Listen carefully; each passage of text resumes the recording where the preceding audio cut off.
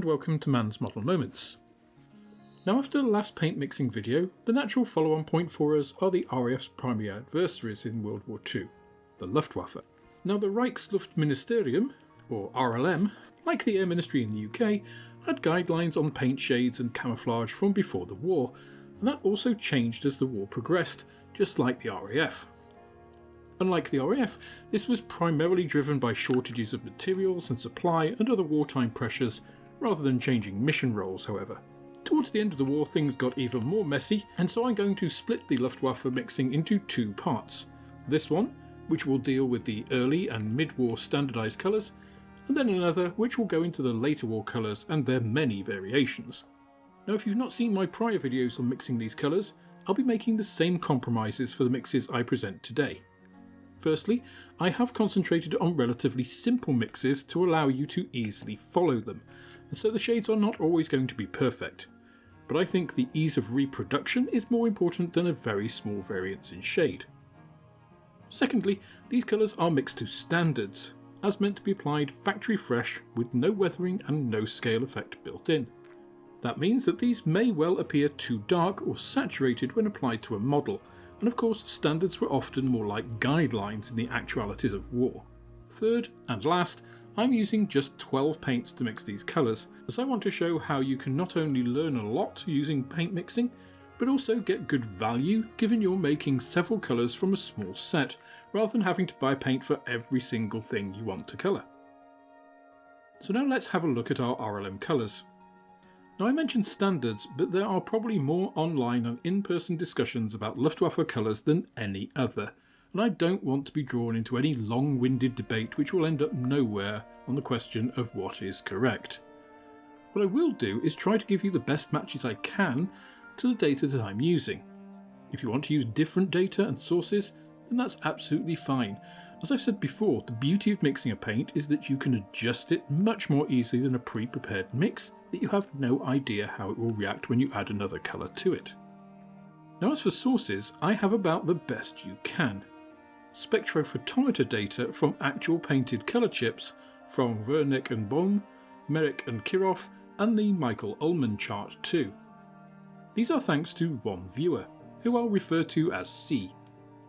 You see, although I said the use of a colorimeter was ideal, what is even better than that is using a spectrophotometer. It's a bit like the comparison between a Dacia Sandero and a Bentley Continental GT. Both get you from A to B, but the quality of the rides are poles apart. The problem is that these are laboratory grade instruments, and just like the Bentley, they do cost tens of thousands of pounds, but you get what you pay for in terms of information. These instruments provide the complete wavelength absorption spectrum of what they're measuring, which is far better than a colorimeter, but that's because you've paid to get that level of detail and information. Just like you can buy 20 Dacias for the price of a single Bentley. Now C actually sent me LAB values derived from spectrophotometric measurements of all of the RAL and RLM colours, as well as the RAF ones to boot. That's a goldmine of information, and the ideal source for generating these mixes. If you have any disagreements with the values or results I get, then feel free to use your own values, but these are the references I'm going with today. I can only mix to the data I have, and as far as I know, this is the best available. Anyway, let's hope I can do them justice, and a massive thank you to C for reaching out to me and sharing this. I'm going to follow the same general flow as with my RAF video, starting at the beginning of the war and working my way through. I'm going to be looking at 15 of these RLM colours, and so as I mentioned, I won't be covering the late war colours today, since things got complicated enough for them to have their own dedicated video. With that in mind, let's start off with 1939 and the very recognisable splinter camouflage of RLM 70 and 71 with RLM 65 undersides, and interiors rendered in RLM 02. For a bit of a change, we're going to start inside the cockpit with that RLM 02 Grau, which was a warm greenish brown grey. Now for this I'm going to start with 1070 German field grey here, and add some 1074 pale blue to it. That might sound a strange choice, but despite its name and appearance, the pigments have more green than anything on our LAB scale, and then as 1070 is very dark, we need to add some 1029 white grey to the mix to get us pretty much spot on, with a DE of just 0.65.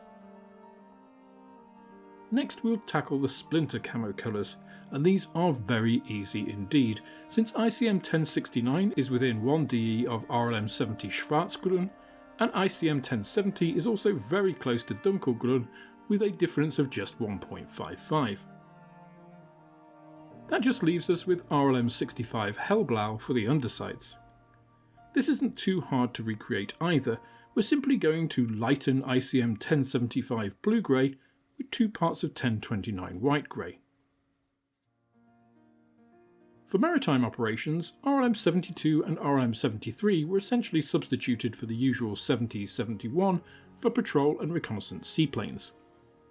RLM 72 is easy since ICM 1039 is extremely close, so we're just going to go with that since the DE is only 1.05. RLM 73 is a bit more complex, being essentially a slightly greener version of RLM 70.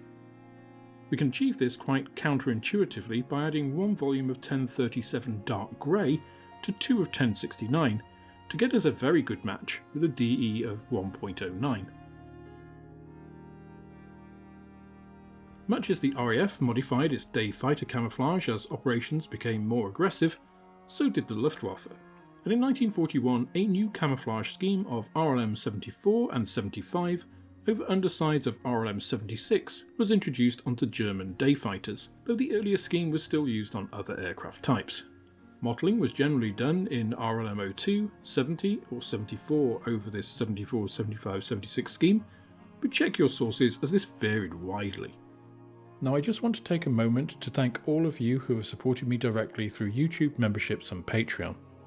This really does keep the channel going, and without you it would be very difficult for me to be able to continue doing this. Now if you're only just seeing your name on here for the first time, it's because I update this monthly, and if I've prepared some videos ahead of time then there may still have the old list on, even if the list has been updated since then. Don't worry though, your name will get on the list and will continue to appear throughout your support. If you are considering supporting me, YouTube channel membership is by far the easiest way to do this, since Patreon is becoming a more challenging platform to engage with. Whichever you choose, however, I absolutely appreciate your contributions, and don't forget to come and check out the private members Discord, which you get access to at any level. Now RLM 74 Grungrau looks like a dark grey, but it does actually have some green in it, just as its name implies. To recreate it, we're going to mix 4BO green with rubber black, and then lighten this mixture with 1036 neutral grey.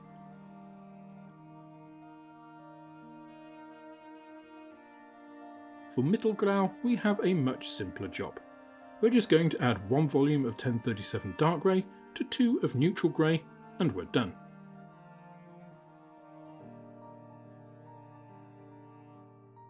For RLM 76 Lichtblau, we have another slightly more complex mix. Firstly, mixing 1 volume of 1075 grey-blue with 2 of pale blue, and then adding this mix to an equal volume of 1029 white-grey, giving us a final mixture ratio of 3 to 2 to 1, 29, 74, 75. We should also talk about RLM 66 Schwartzgrau, which started to replace RLM 02 for many internal finishes. This is another very easy one for us, since ICM 1037 is already an excellent match. 1941 also brought about the Mediterranean campaign, and schemes for those theatres around it. This was a standard of RLM 79 Sandgelb over RLM 78 Himmelblau, with RLM 80 used as disruptive camouflage cover over the RLM 79. Now both RLM 78 and 79 changed in 1942, so we actually have 5 colours to cover here. I started with the brighter, more yellow RLM 79 version 1. This actually had a lot of red in it for a sand colour, and I originally used 1044 basic skin tone at a 2:1 ratio in favour of 1044, which gets you close, but I wasn't happy with how yellow it still looked compared to the standard. Thinking about this again, I added 1049 to the 1057 instead, and that looked much better, just way too dark. Adding double the volume of 1029 gives us a good match though, representing that slightly pinkish, almost fleshy sand colour of the early shade. Now the later version of this colour is much darker and more brown, and to get there we're going to add equal volumes of 1050 Saddle Brown to get us to the right tone, and 1029 to bring us up to the right value. This is a pretty good match, as I hope you'll see when I show them applied to a model. The common denominator disruptive camouflage colour of RLM 80 Olivgrun is next. In this case, ICM 1070 is an even better match for RLM 80 than it is for RLM 71, and given the difference between these two RLM colours is marginal, and I don't think they were ever used together, we're just going to go with the 1070 once again. The early version of RLM 78 Himmelblau was a more saturated and green colour than the later one, or indeed its northern scheme equivalent RLM 65. This is actually quite easy to reproduce, simply mixing 2 volumes of pale blue into blue-grey gets us to a DE of 3.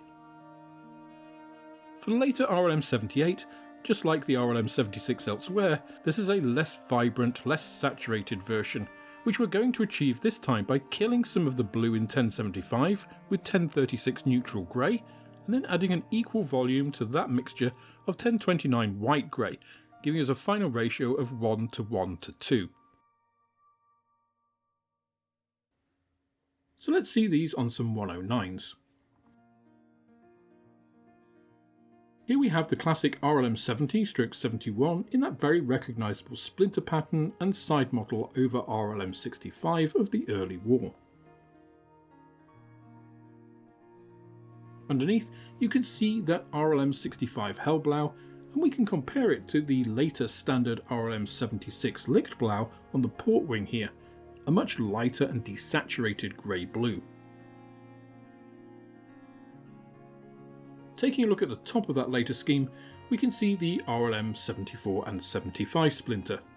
I just went with the earlier scheme here, as this is about colour and not application after all.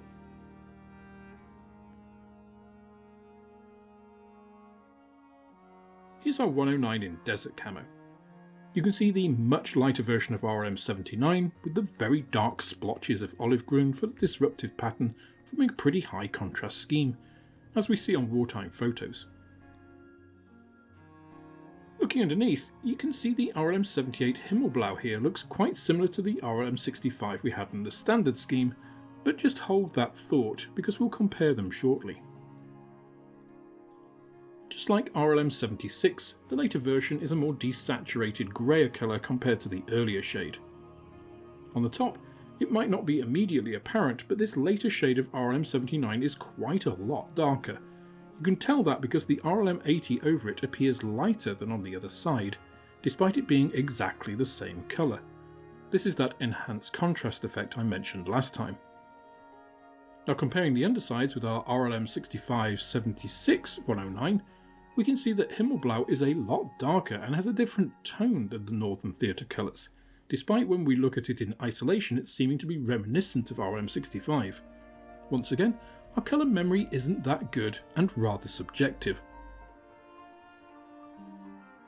Now let's look at RLM 72 and 73, and I'm also going to include RLM 02 here, since there was a simplification directive issued in 1940 which had RLM 02 replace Schwartzgrau as the splinter pattern colour, though how well this was followed is the subject of endless debate online, which I'm simply not interested in.